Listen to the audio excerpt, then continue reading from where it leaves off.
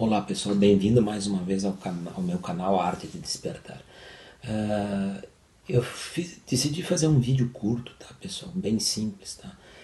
Mostrando, eu falei na última vez no vídeo sobre o medo, né pessoal? Assistam lá que é bem interessante, vou deixar o link aqui embaixo nos comentários, na descrição desse vídeo. E eu estava pensando assim, o que a gente pode fazer para enfrentar nossos medos e pânicos, que é a época atual que a gente está vivendo. Tem várias maneiras que eu vou comentar num outro vídeo, tá? Mas uma das maneiras mais simples, pessoal, é mostrar o seu melhor, né? O que tu pode fazer na tua vida e no mundo para deixar uma marca é, positiva, deixar algo mais elevado para as pessoas. Então vou falar um pouco de mim, tá? Um pouco por mim, né? Eu sempre gostei muito de pinturas, né? De desenho, pratico isso desde a infância, né? Nunca tirei curso nenhum, sempre fui autodidata, por tentativa e erro fui aperfeiçoando. É algo que me fazia transcender em momentos difíceis, né? Então um ditado que diz assim, pessoal, que até o Alcione comentou ontem, né? Que eu concordo muito, né? Esteja no mundo, mas não seja o mundo, né? Apenas observe as imagens, tá? E deixe a música, essa letra, né? Esse fundo musical te levar numa viagem interior, pessoal.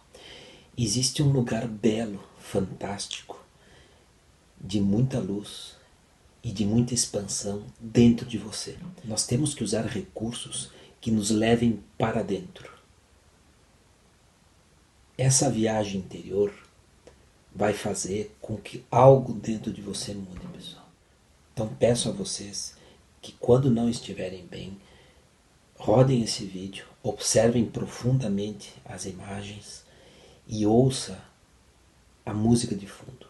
E deixe que esse tipo de sensação de beleza, não só nas imagens como no som, leve vocês a um lugar interior onde vocês descubram algo belo que existe em cada um de vocês. Quando você é capaz de se conectar com essa frequência superior, você tem condições de ter vislumbres da tua consciência que está fora de você, como o Alcione muito bem explicou. E aí sim você terá uma energia maior.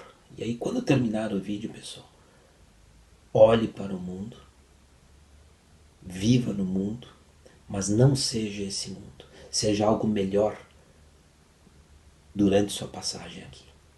Mas para isso você tem que fazer um trabalho. Comece dentro. Trabalhe dentro, constantemente.